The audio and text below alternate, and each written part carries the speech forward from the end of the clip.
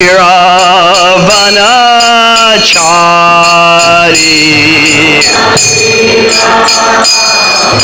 Janaranjana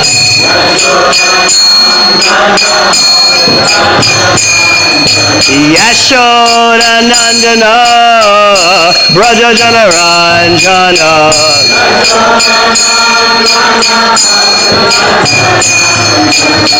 Jamuna Tira Vanachari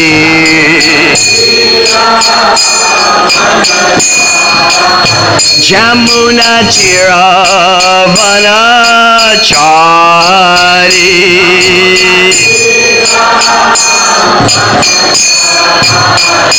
Jayo Radha Madhava Kunja Bihari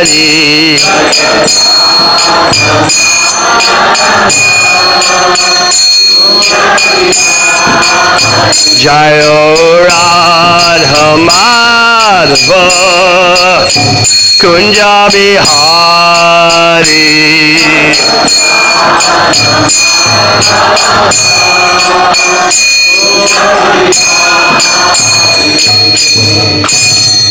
Jayom Vishvam Sabhadaraj Acharya Astoja Satasi Simad A.C. Bhakti Vedanta Swami Maharaj Srila Prabhupada Ki Jayom Vishvam Sabhadaraj Acharya Astoja Satasi Simad Bhakti Siddhanta Saraswati Thakur Prabhupada Ki Gaura Premanandi.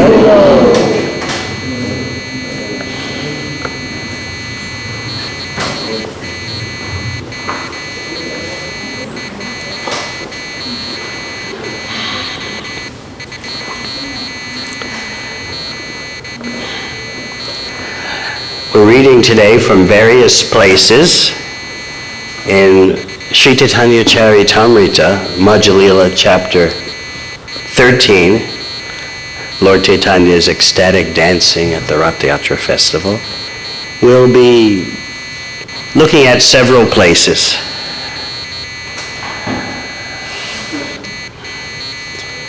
We begin with a prayer composed by Srila Rupa Goswami, quoted in Chaitanya Charitamrita by Srila Krishnadas Kaviraj Goswami. This prayer that we'll chant is from one of the three sets of prayers composed by Rupa Goswami, titled Chaitanyashtaka. And this verse, Prabhupada tells us in the purport, is text 7 from the first of Chaitanyashtaka prayers, which are included in the book, Stavamala. Jai Jai Sri Chaitanya Jai Nityananda Jai Advaita Chandra Jai Gaur Bhakta Vrinda Jai Jai Sri Chaitanya Jai Nityananda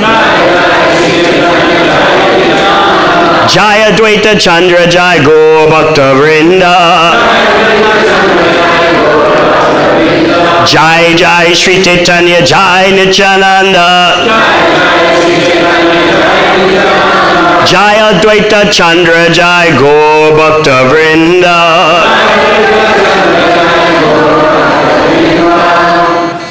Sri Chaitanya Charitamrita, Madhya Lila, chapter 13, text 207.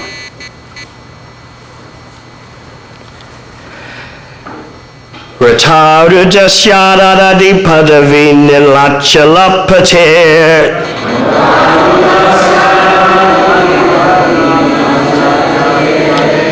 Adabra Premormi Spurita Natanolasa Vivasha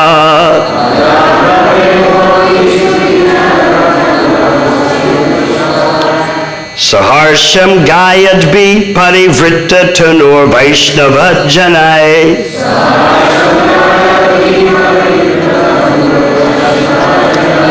Sat Chaitanya Kimme Puna Api Drishuryasyati Padam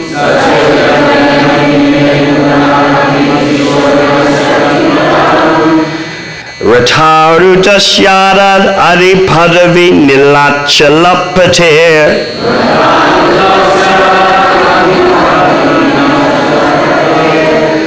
Adabra Premormi Spurita Natanolasa Vivasha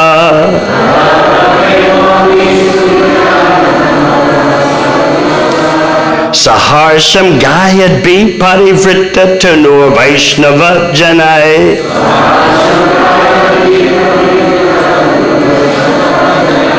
Sat Chaitanya Kime Punar Api Drishur Yasyati Padam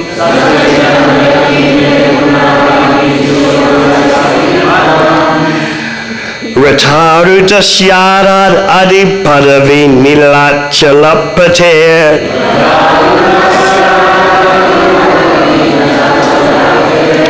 Adabra Pemormi Spurita Natanolasa Vivasha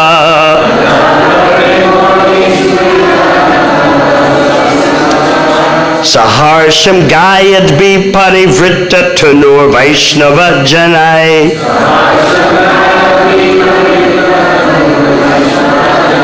Sat Chaitanya Kime Puna Api Drishur Yasyati Padam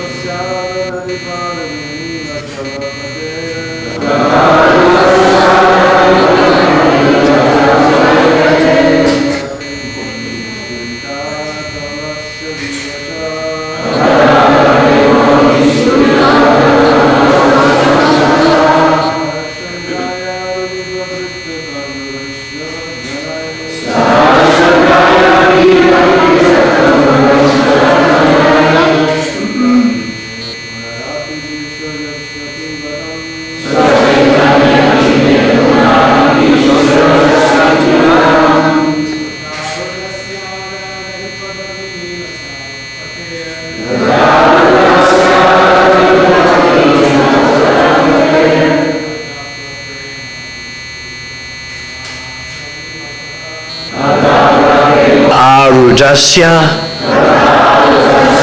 of the Supreme Lord who was placed aboard the car. Arat in front. Adipadavi on the main road. Nilachalapate of Lord Jagannath, the Lord of Nilachala. Adabra, great. Premaumi by ways of love of Godhead. Spurita, which was manifested. Natana Ulasa Vivasa, being overwhelmed by the transcendental bliss of dancing. Saharsham, with great pleasure. Gayad B, who were singing. Parivrita, surrounded. Tanu, body. Vaishnava Janai, by the devotees. Sat Chaitanya, that Lord Sri Chaitanya Mahaprabhu. Kim, whether. May, my. Puna, Puna api, again.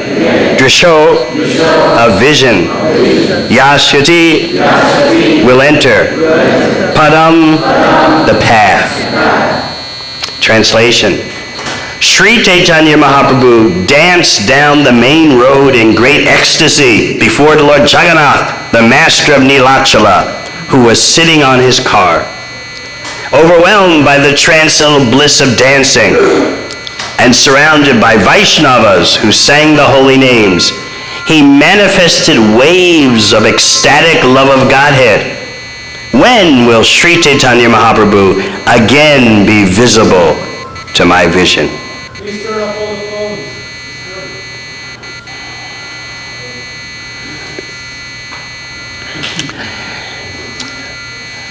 That is Rupa Goswami's. presentation to us to focus our attention on Lord Chaitanya's dancing. We'll be reading other verses, and of course there'll be some purports by Srila Prabhupada.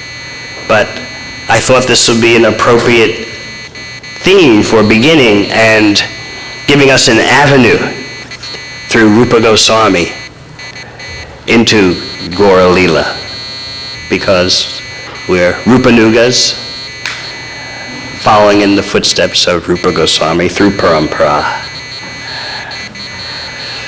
Manifested waves of ecstatic love of Godhead. And then, to further give you incentive, in case you read the whole chapter very quickly and weren't paying attention, at the end of the chapter, what does Krishnadas Kaviraj Goswami say? And I'm reading this because I found that many devotees haven't read Sri Chaitanya Charitamrita. And this is a great loss. Srila Bhakti Siddhanta Saraswati Thakur says that Sri Chaitanya Charitamrita is actually Srimad Bhagavatam because there's so many verses quoted from Bhagavatam in Sri Chaitanya Charitamrita. So he points out that if you haven't read Sri Chaitanya Charitamrita, you don't actually understand Bhagavatam.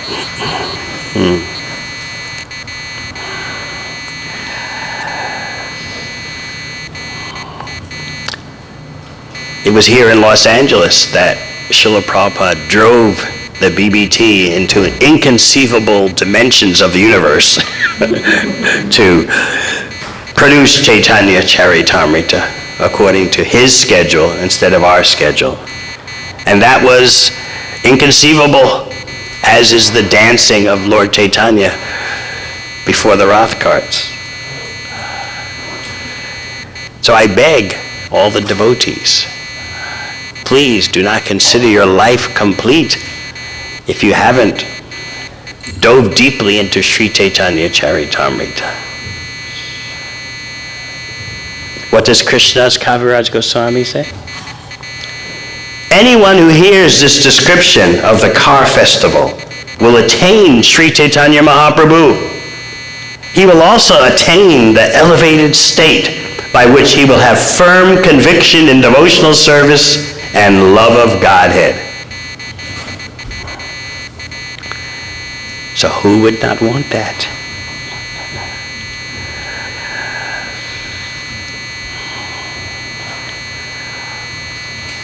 Om Jnana-Timirandasya Jnananjana Shalakaya Chakshurmilitam Yena Tasmai Shri Gurave Namaha.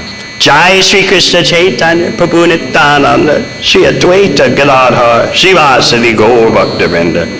Hare Krishna, Krishna Krishna, Hare Hare, Hare Rama, Rama Rama, Hare Hare. Let's start with the anticipation that ended chapter 12. Anticipation is a very important part of Rath Yatra, and it's a very important part of love of Krishna. The anticipation of the meeting. Lord Jagannath had been in seclusion for 15 days.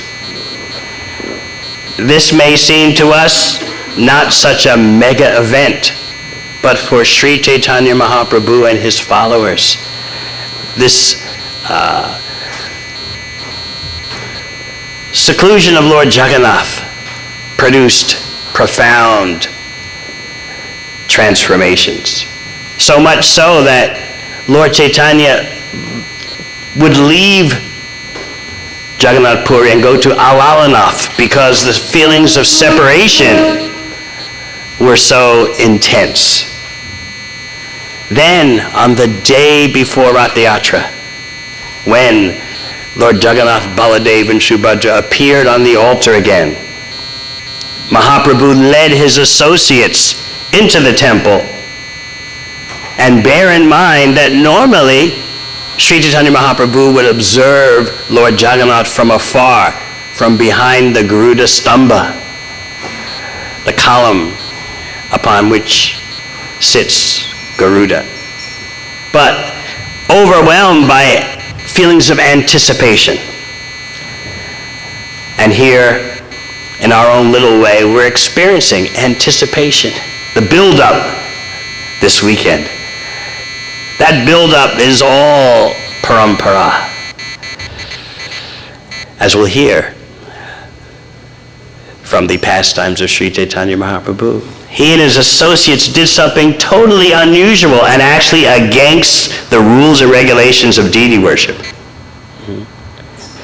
In the early morning, they went onto the altar while Jagannath, Baladev, and Subhadra are eating their offering.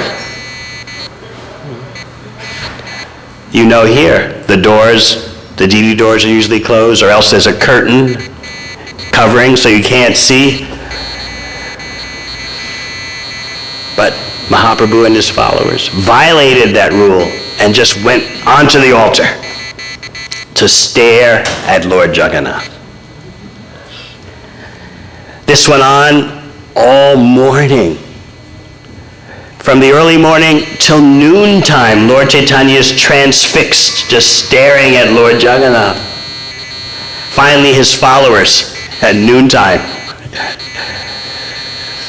induced him to leave for taking his noon bath and taking lunch prasad. So let us seek to enter into this anticipation. The actual morning of the Rath Yatra, the next morning, you find the anticipation of being in Lord Jagannath's presence now is augmented by the happiness in seeing the beginning arrangements of the Rath Yatra. This is very important. I was discussing with Swarvas Prabhu yesterday how Rath Yatra involves so many immense practical organizations and sacrifices. There are managemental hurdles. There are the unexpected that interferes with the managemental arrangements. It's an extraordinary undertaking.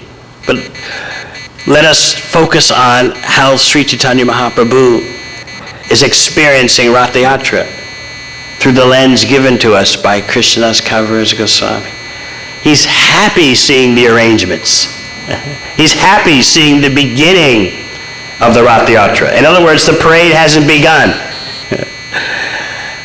And you find, first of all, the intense emotional buildup in Mahaprabhu and his followers, and then the happiness in seeing the beginning of the parade, how the deities are taken off the altar, carried to the carts, all the details about the silken ropes and the cotton pads. Mahaprabhu is so happy to see all this because this festival is not ordinary.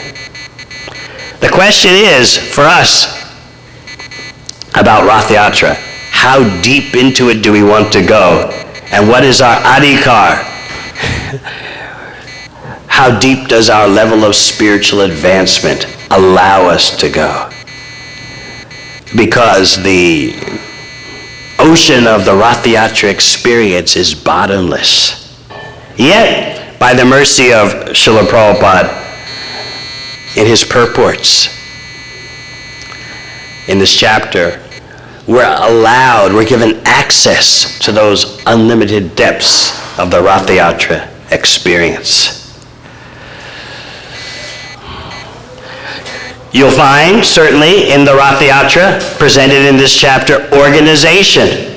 There were 7 kirtan parties, 4 in front of the chariot, and 1 on each side, and 1 in the back. And there were prescribed chanters, there were prescribed dancers. They were designated mridanga players.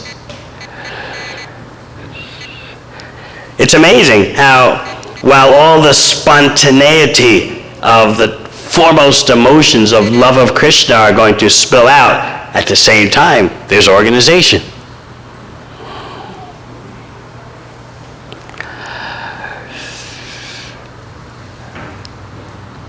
Let's read a purport from Srila Prabhupada. We're jumping here and there because we're not so much in this presentation, I'm not so much focusing on chronology. I'm begging the deities that we may see a slice of the emotional intensity of the event. And that emotional intensity in bhakti is very important, as I'll seek to explain later in the day. The bhakti bhava, the emotions of being a devotee. This is Mahaprabhu's unrivaled contribution. As you know, he's Krishna coming to taste what it's like to be a devotee. In this way, Krishna's status as a supreme enjoyer is complete, because the mystery of bhakti is that the devotee enjoys more than Krishna. That's hard for many of us to understand.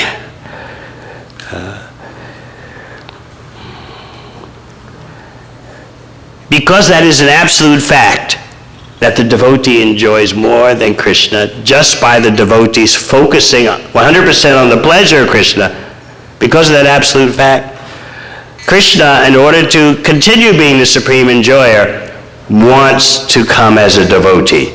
And that way, his status is intact as a supreme enjoyer by being a devotee, because the devotee of the supreme enjoyer tastes more pleasure than the supreme enjoyer. So this is one of the mysteries of Gaur Leela. You can look at the Rath Yatra from various angles. Lord Jagannath is the Supreme Personality of Godhead. Sri Chaitanya Mahaprabhu is the universal guru. Sometimes people say that, well, there's so many opinions on what is the best spiritual path.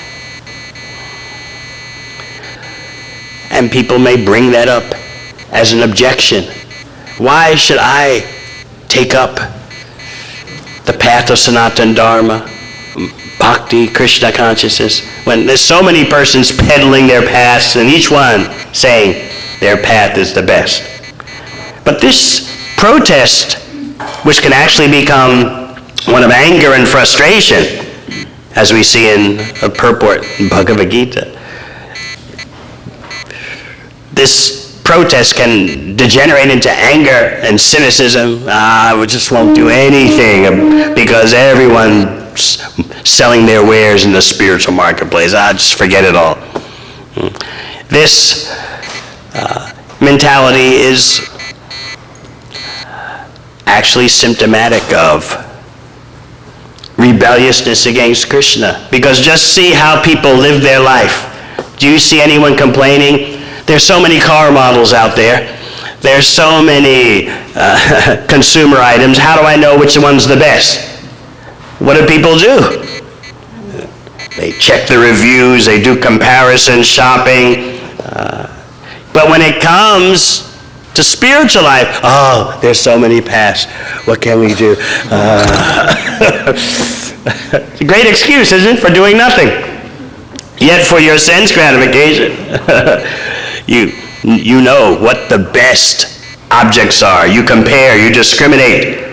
You read the consumer reports. You know exactly what's going on. But we can't make that effort for understanding what is the best way to develop love of God. And then if you say, well, this one says this, that one says that, what does Krishna say? Okay, everyone says so many things. What does the best person say? He says, there's nothing beyond me. There's no truth superior to me. So either we reject Krishna's claims without even investigating them, or if we're fortunate, we think, well, I don't know how many persons say there's nothing beyond me. And here in Bhagavad Gita, we're given a process to verify what Krishna says about himself. And we're given the most sublime spiritual authorities who all verify it's Krishna. Listen to what he says about himself. Just like Arjuna in Bhagavad Gita. It's not only that I'm saying this because I'm Krishna's friend, but Asita Devala Vyasa. And then I'm also saying it, that Krishna is the Supreme.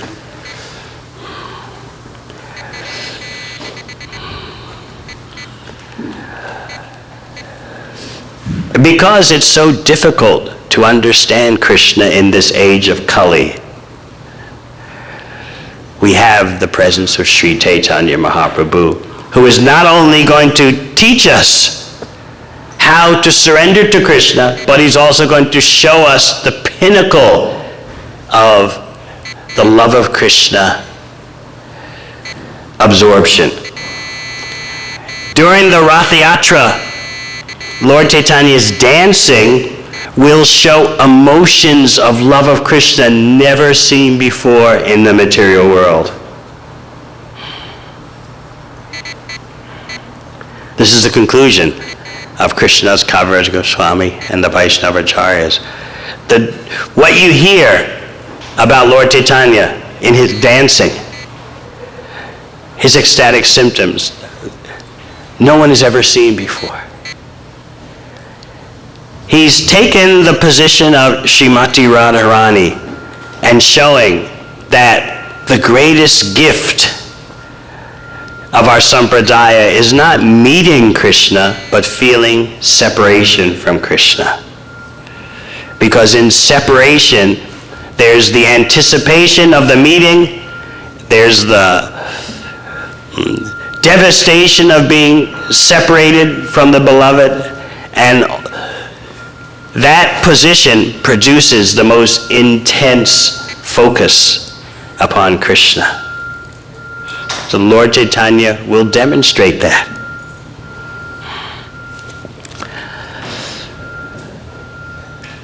We'll look at text 142 of the chapter.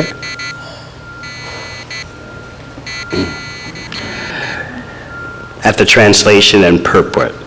Because in the midst of all this unparalleled ecstasy, you'll see Srila Prabhupada demonstrate his consummate transcendental abilities of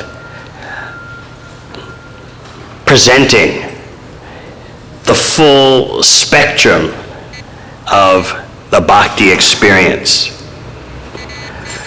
In some purports of this chapter, Srila Prabhupada explains the pinnacle experiences of love of Krishna and feelings of separation, and what Srimati Radharani, what the gopis are undergoing in separation from Krishna. And in some purports, Srila Prabhupada describes the bodily conception of life, the misery of material existence. Who has ever done like this? I like to say that Prabhupada, in his purports, he plays all the keys of the piano. One purport, it's the most elevated Radha Bhava. The next purport, dogs, hogs, camels, asses. You can't miss such a presentation. There's nothing like it. So let's look at this verse, which introduces us to very divine concepts. The Varaha Samudra Jale. Varaha Samudra, the ocean of separation. And then the Kama Tamingala. You know the Tamingala fish, they're bigger than whales. But we're being introduced to the transcendental Cupid in the form of a Timingila fish. Sri Chaitanya Mahaprabhu continued, the gopis have fallen into the great ocean of separation and are being devoured by the Timingila fish of their ambition to serve you. The gopis are to be delivered from the mouths of these Timingila fish, for they are pure devotees. Since they have no material conception of life, why should they aspire for liberation? The gopis do not want that liberation desired by yogis and gyanis, for they are already liberated from the ocean of material existence. Purport.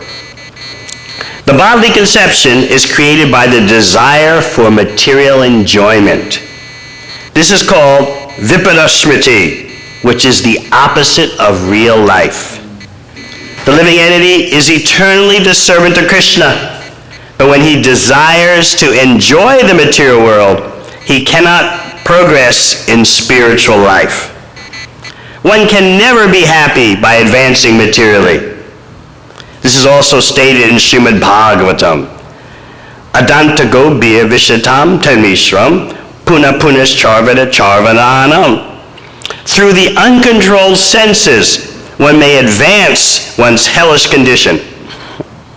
He may continue to chew the chewed, that is, repeatedly accept birth and death.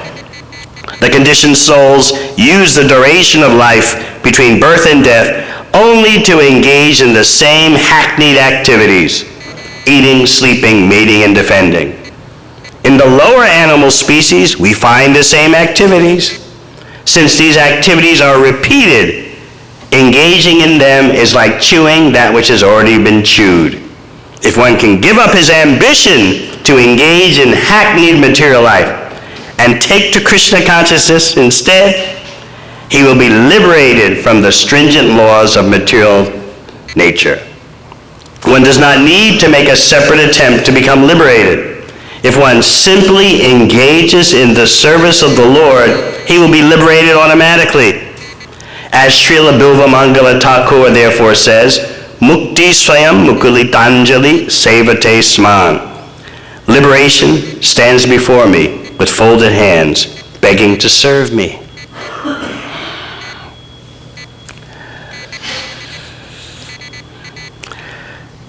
Speaking in the emotional bhava of the gopis, Lord Chaitanya is saying, what is there the need of any instructions in Jnana Yoga, Dhyana Yoga, meditation? What is the need of all that for the gopis? They're not at all interested in freedom from material existence because they have no material existence. For us, the question is why? Yes, we could say that they're the internal potency of the Lord. They're perfected souls. But what salient point is being presented to us here is that they are devoured by a fish that's bigger than a whale. And what is the nature of that fish? Their ambition to serve Krishna. This is our aspiration. How to become devoured by the Timingila fish of the ambition to serve Krishna. This is the proper use of our core identity, of our core emotions. Without that, what do we have?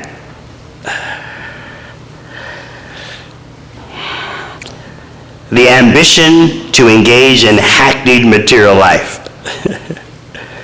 So Srila Prabhupada asks, if one can give up his ambition to engage in hackneyed material life, did you ever think about it that way? God, I've got an ambition to engage in hackneyed material life. Sounds like a real curse, doesn't it? And it is. We think it's so innocent. I just want some things out of this world, you know. I don't want much, you know. I just want my share. I deserve fulfillment. I'm a good person, not the best and not the worst. I feel that my ship is coming in. All I want to do is connect with some meaningful, momentous experiences in my life. That's all. Is that asking for much? Just a few shining moments is all I ask for. A few magic moments, a few peak experiences, and then I'll agree. I'll give up this body and let the universe take care of me. So this way we think we're humble. Just a little bit of ambition to enjoy material life. What's the problem? There's a big problem. As we hear in the beginning of the purport, the bodily conception is created by the desire for material enjoyment. This is called viparasmriti, which is the opposite of real life. We're hearing about real life in this presentation of Rath Yatra and Lord Chaitanya's dancing and his feelings of separation from Krishna and his pleading with Krishna. Who is Lord Jagannath? Sri Chaitanya Mahaprabhu has taken the position of Srimati Radharani, and he's reciting verses to Lord Jagannath, beckoning Lord Jagannath, come back to Vrindavan.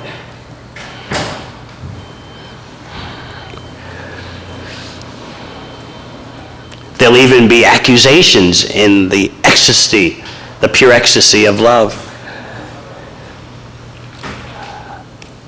I would like to take my mind away from you, but I can't. This is the nature of the Vrindavan experience. You read in Krishna Leela that Krishna's dearmost devotees would sometimes say, why can't we forget about Krishna? He's forgotten us. Why do we have to talk about him? Let's stop talking about him. And they go on saying, let's stop talking about him. Why can't we withdraw our minds? He's forgotten us. He's with the city girls and Mathura, Dwarka. He's not thinking of us. We're going to stop thinking about him. They just go on like that.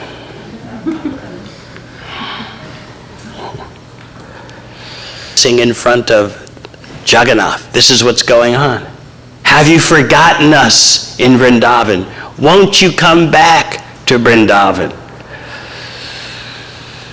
We can't separate our mind from you. In fact, for most people, the mind and the heart are one. But Lord Chaitanya, taking the position of Srimati Radharani, says, my mind and Vrindavan are one. And since you like Vrindavan, then please come. Put your lotus feet back in our existence. These devotees don't want to meditate on Krishna's feet. They want to use all their senses in serving Krishna. That is Vrindavan. It's not idle meditation. They want to be dynamically engaged in giving Krishna pleasure. This is the aspect of Gopi Bhava that is so important for us. The burning aspiration to give Krishna pleasure. The ambition to serve Krishna, which in the pure state becomes like a fish bigger than a whale. The kama tamingala, devoured by the ambition to serve Krishna. That will replace the ambition to enjoy the material world. We find in this purport Srila Prabhupada making those uncomfortable absolutist statements that sometimes even our own devotees get a little upset with, but won't say it in public. One can never be happy by advancing materially. Well, maybe not completely happy, right? But a little, let's be balanced here. Maybe 50% materially, 50% spiritually. But these statements, one can never be happy by advancing materially.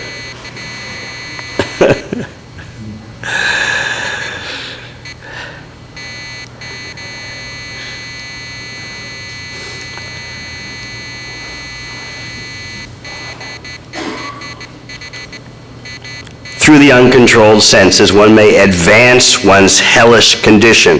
So you're making progress, you're advancing, but advancing in what? You think you're improving your life. This is our problem. By acting as the enjoyer, we think our life will be improved. We think the individual will make progress, society will make progress. But what's actually going on? The painful reality is that we're simply pushing on hellish conditions. He may continue to chew the chewed, that is, repeatedly accept birth and death. So again, a very concise statement, but so much depth to it. All right, I'm acting like the enjoyer.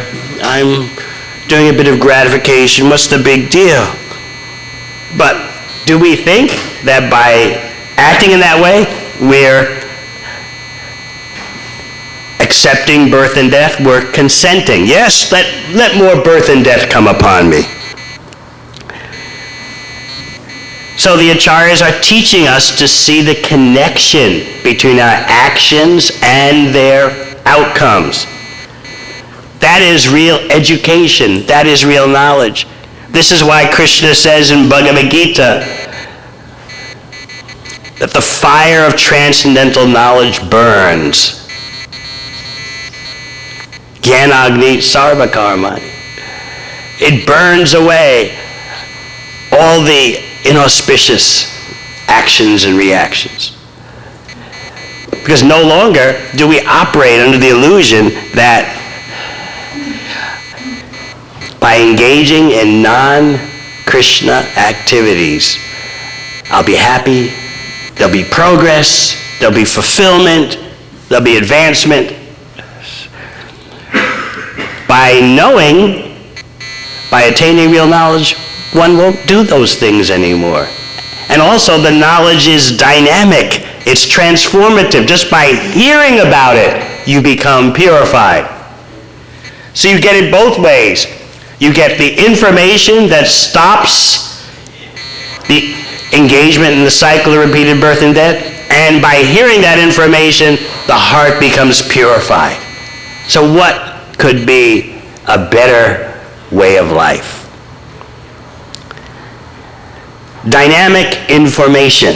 And therefore, Krishna says, Jnana plavenaiva. Certainly, on this boat of transcendental knowledge, you'll cross over the ocean of material miseries.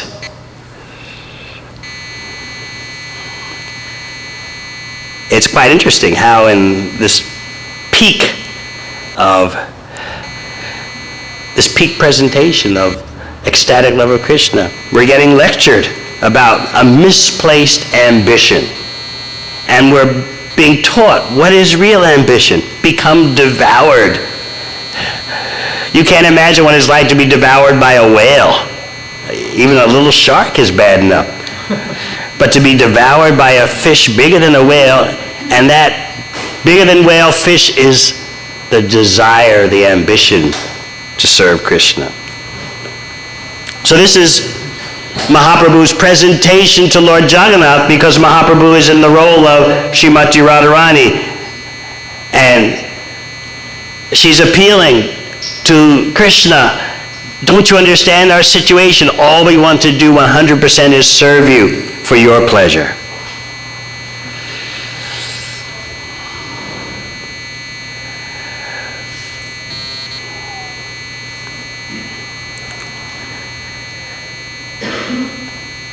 Speaking, representing the Vrindavan atmosphere, Lord Chaitanya says to Lord Jagannath, "It is amazing that you have forgotten the land of Vrindavan.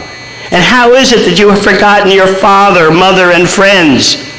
How have you forgotten Govardhan Hill, the bank of the Yamuna, and the forest where you enjoyed the Rasa Leela dance? And then, Krishna, you actually don't have a fault. We know you're the reservoir of all good qualities. You're the perfect gentleman. Yet, something inconceivable has happened. Even though you have no faults,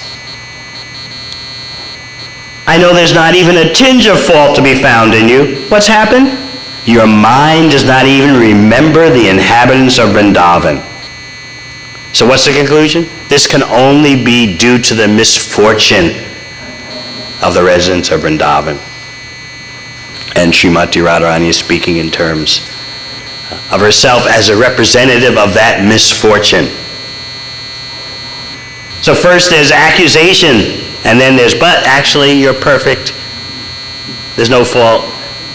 So then why has this happened?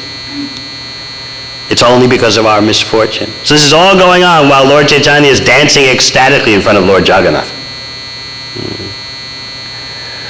And sometimes in his ecstasy, he would fall on the ground and roll. And when Kaviraj Goswami said, what you would see is like a golden mountain rolling on the ground. And that golden mountain is covered by trees with blossoming flowers of ecstatic emotions. Such poetry.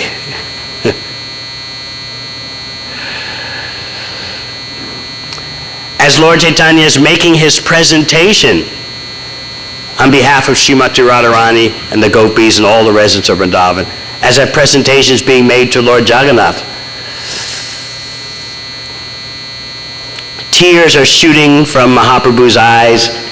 But not only are the tears shooting from his eyes, but by his chanting and dancing, all the minds of the onlookers are being sprinkled with love of Krishna. The government officials, the audience, everyone. Their consciousness is being affected by love of Krishna.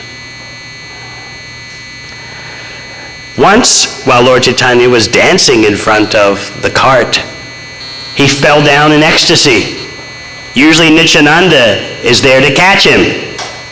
Usually the servants, Govinda and Kashishvar, are also there to catch him. But this time, Nityananda was absorbed in his ecstasy somewhere else. Govinda and Kashishvar weren't around. So when Lord Chaitanya falls, who's there to pick him up? King Prachaparudra. He picks Lord Chaitanya off the ground, and externally Lord Chaitanya says, "What is this? Oh no, I have been touched by a mundane, sense gratifier, money kind of person. How great is my misfortune." So Prachaparudra was scared. Oh my God. But Sarvabhauma Bhattacharya told him, "You have achieved the greatest fortune. Don't worry." Lord Chaitanya, just to teach his followers about the dangers of associating with mundane persons, or persons who seem to be mundane, in the case of Prachaparudra Maharaj, he's just teaching an external lesson, but internally he's very pleased with you. So what did Prachaparudra Maharaj do that he got the opportunity to pick Lord Chaitanya off the ground when Lord Chaitanya had vowed, "I won't even see a king in my dreams." Or to see him in person. I don't even see them. They don't come in my dreams. And now, Prachaparudra Maharaj has such an intimate encounter. So Sarvabhauma Bhattacharya explained that this is all due to Prachaparudra's devotional service. That brought about the mercy of Sri Chaitanya Mahaprabhu. So what was that? What was the, how do you say, the crucial focal point of that service? It was sweeping the ground in front of the Rath Yatra cart. Now, I just realized in reading this yesterday that it may seem like not a big deal to us. Well, he was sweeping and the broom had a golden handle? Yeah, I could do that. And he was sprinkling perfume, sandalwood, oil here and there. Yeah, this smells pretty good. Yeah, I can do that. But you have to see the cultural context. In India, a street sweeper is considered the lowest because all kinds of junk and refuge and trash, unmentionables are on the street. So if you look at the situation with non-Western eyes, we can better appreciate the impact. Here is the king. He's got the most exalted post, yet he's sweeping the ground. It just hit me yesterday how we may miss the significance of this and why Lord Chaitanya was so impressed. The king is sweeping the ground with a broom. Never mind, the broom has a golden handle. He's sweeping the ground, the lowest occupation. Something done by the untouchables, and he's doing that. So Lord Chaitanya noted that. And by the king's service, such a surrender, that triggered Lord Chaitanya's mercy. What was the first proof of that mercy? Because ordinarily you wouldn't see what was going on. The first proof was when Mahaprabhu did what Krishna does in the Rasa Leela and in Dwarka. In the Rasa Leela, Krishna puts himself between every gopi and dances. In Dwarka, Krishna puts himself in 16,108 palaces. So in the Rath Yatra, Krishna as Sri Chaitanya Mahaprabhu puts himself in all 7 chanting parties simultaneously. Yet each party is thinking, he's only with us. We've got him in our party. So Pratyaparudra is watching this and he can see it. He can see this miracle that Lord Chaitanya is dancing simultaneously in all the parties. And he says that to his cohorts. What's going on? I've never seen such a thing in my life. I could never conceive of such a thing. And then his cohorts tell him, you obviously have the mercy of Sri Chaitanya Mahaprabhu because practically no one else is seeing this. Just 1 or 2 devotees are seeing this. This teaches us a lot about perception, how to see God, how to understand God. We cannot do it by our own efforts. Pratyaparudra tried everything how to see Chaitanya Mahaprabhu. One thing he did right was to get the blessings of the devotees who appealed to Lord Chaitanya. The king is a better devotee than us. Please see him. So he got the mercy of the devotees, and then he did the menial service of sweeping the road. So the first symptom of his getting the mercy was he could see into the Leela. He could see what was going on. And then the second installment of mercy was Lord Chaitanya falling down on the ground in front of him.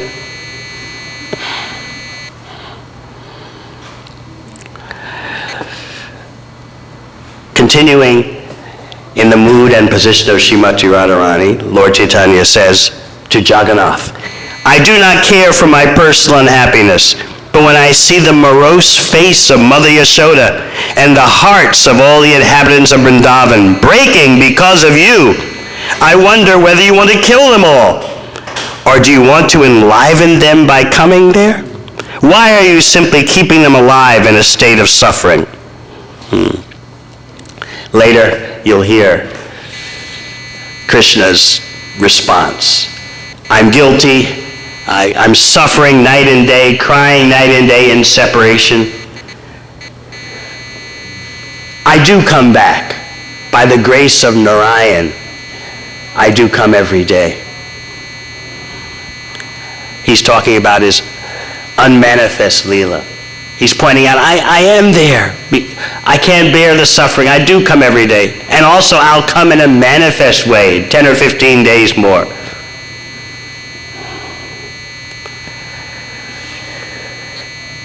Actually, this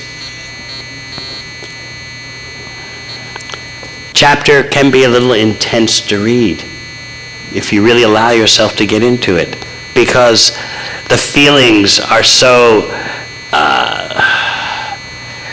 unlimitedly deep, and we're wondering, like, who am I and what do I know? What am I doing with my life? We'll end with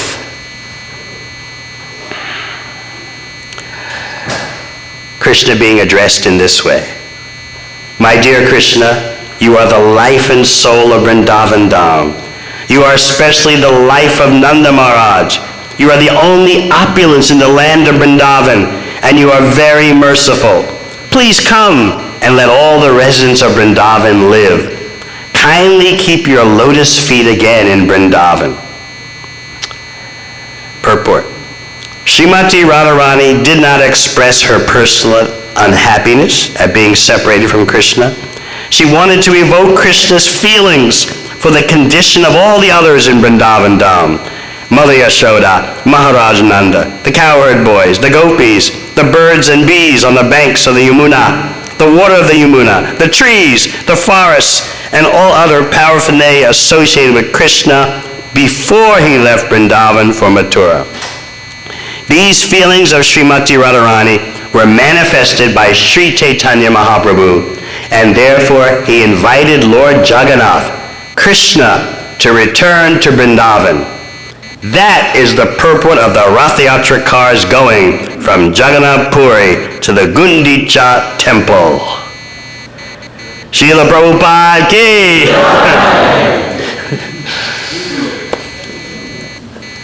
Thank you very much. Hare Krishna.